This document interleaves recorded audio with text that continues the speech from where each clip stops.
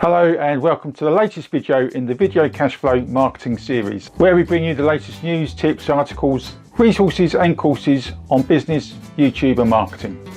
Whether you run an online business, an offline business, or you're just curious to learn more about the amazing opportunities and benefits that YouTube offers, there's bound to be something of practical use that you can take away and implement yourself.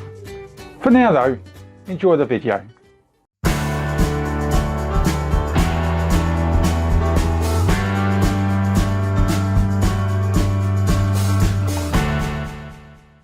Target marketing, from zero to number one seller. How to identify your target market. As business owners, we talk about targeting the right people for our product, but just how valuable is it for you to know your target audience? To find out more, watch this video to the very end, where you can download the new Video Cashflow marketing newsletter that provides those essential bite-sized tips that get straight to the solutions you're looking for in your online and offline business. In the meantime, would you like access to an ongoing collection of news, reports, resources and courses on building an online business? It's so easy. Just take a quick moment to subscribe and click the bell icon so you'll never miss out on these updates again. Now, back to our story. Here's a quick case study with a slightly tongue-in-cheek look of a well-known deodorant that became a top seller through nothing more than pinpoint targeting of its customers. In Brandwashed, tricks company used to manipulate our minds and persuade us to buy, we learn how Axe Deodorant, or Lynx as it's known in the UK, Ireland, Australia and New Zealand, took over their market through targeting. Unilever executive David Cusino tells us that Unilever first analysed the potential male deodorant user by breaking men down into 6 profiles. And the first of those profiles is the predator. He takes advantage of drunk girls and lies about his job and where he lives. And number 2 is the natural talent, athletic, smart and confident.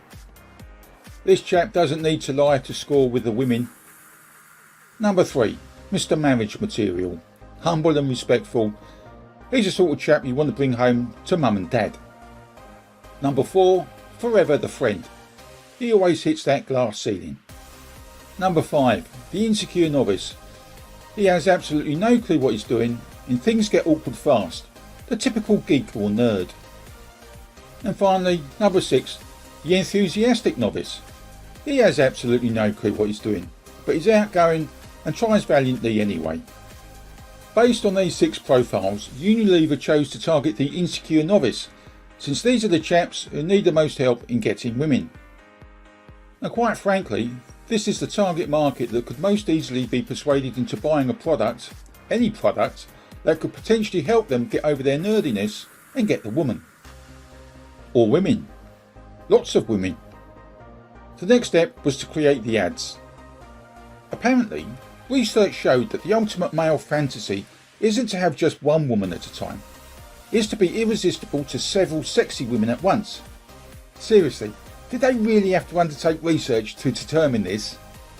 That's why the TV ads proclaim that if you use Axe Deodorant, you will get the chicks. All the chicks.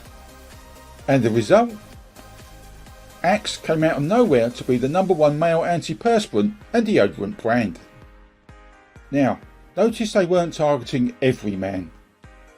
They didn't target married men, old men, men who could already get women on their own and so forth.